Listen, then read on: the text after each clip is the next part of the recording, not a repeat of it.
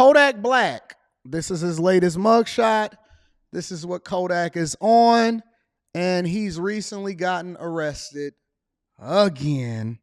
Let me bring y'all into the loop.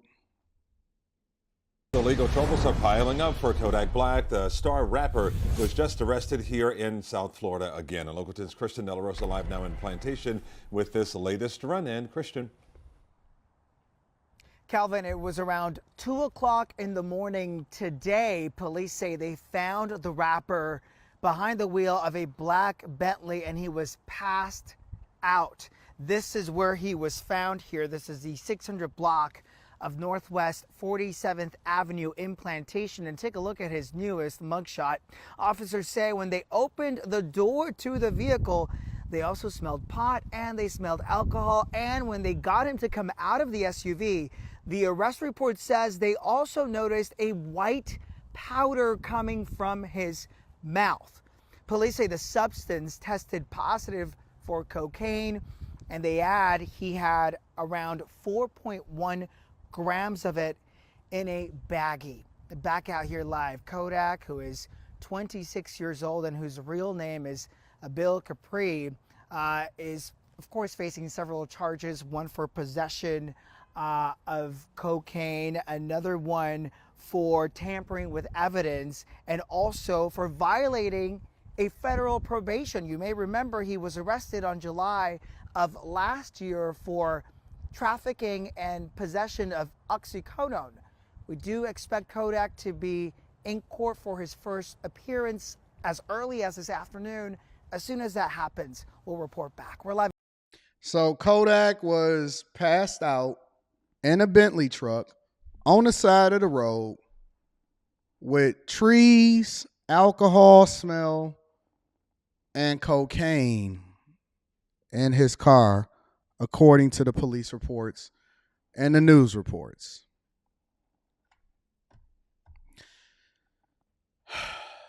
You can have everything.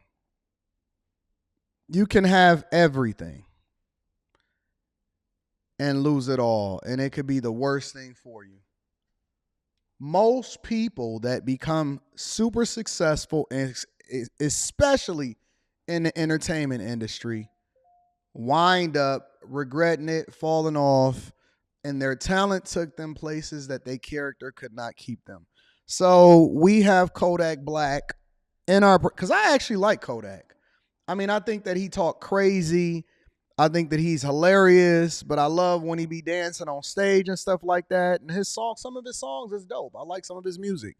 I actually like Kodak as a character, person, entertainer. I've never met him. I've never talked to him. Never got a DM from him or anything like that. But y'all smoking. Y'all on cocaine? And you on probation? So it's a strong possibility you going to go back to jail? Habitual offender? Coke? Sheesh. Y'all doing that hard stuff nowadays. Anyways, let's move on. So also 199,000 jobs was added this month. Let me bring you up to speed with that.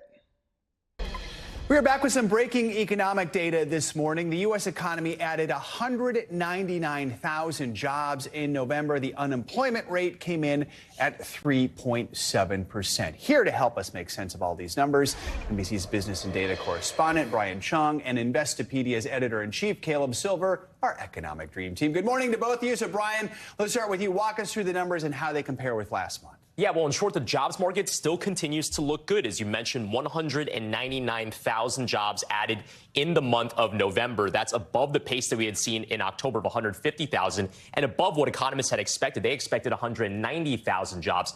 Also, the unemployment rate ticked down from 3.9% in the month to 3.7%. This comes ahead of some concerns leading into the report that maybe... I want one of these TVs. I actually want one of those TVs that you can draw on.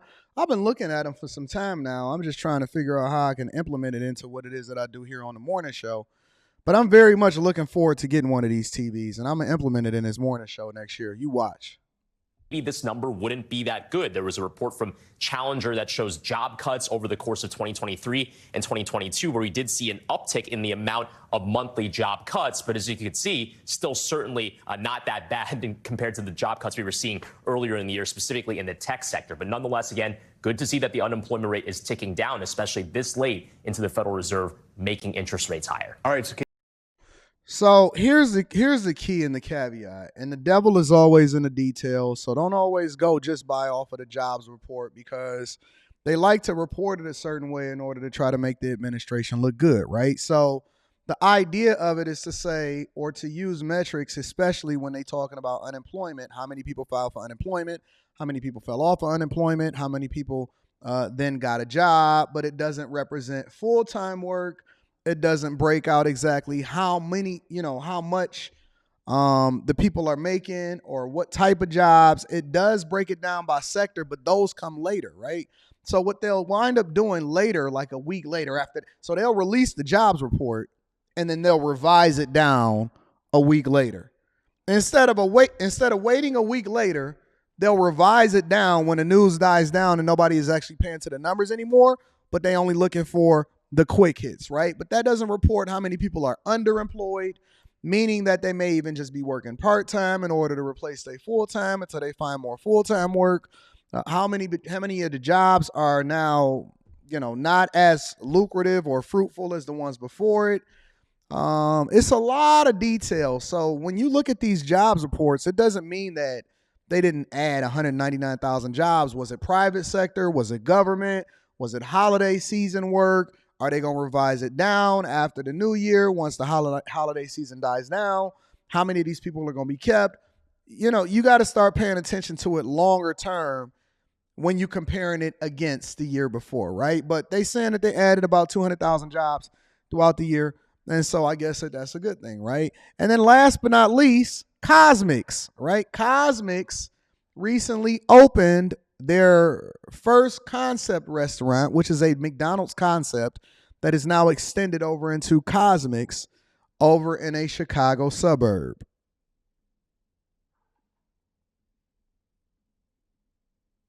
The first ever McDonald's CosMc's restaurant has opened, and it's right here in the suburbs. The drive-through only concept has seen long lines all day, as you can imagine. We sent our Elizabeth Matthews out of this universe to see what it's all about. Elizabeth.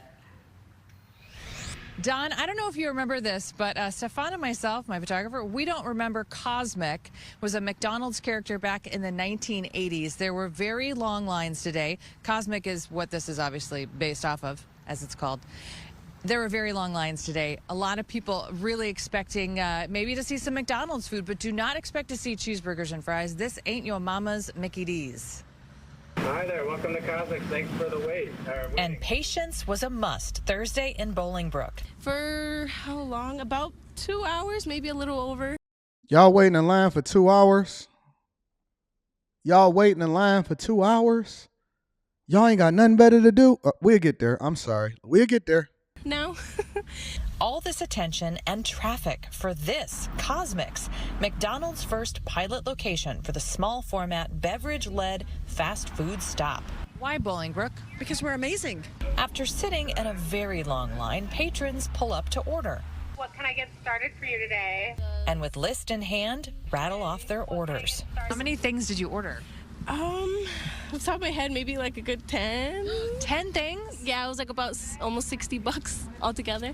No 20-piece chicken nugs here, though. There are only a couple sandwiches, including a spicy queso sandwich, a few snacky items, but lots and lots and lots of drinks, like a churro frappe and a sour cherry energy burst. Having driven through the window today, once you get there, you get overwhelmed because there's so many options and so many additions. So you order, pay at the kiosk, and sit there until your order is ready to be picked up at the drive-through window. What is that, like a donut?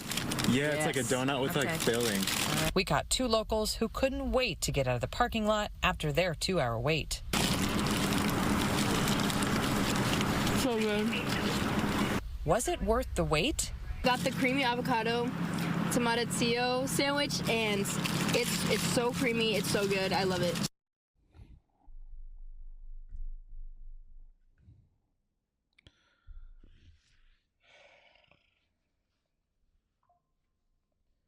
Excuse me for being embarrassed for my consumers and my Americans that wait in 2-hour lines for CosMc's.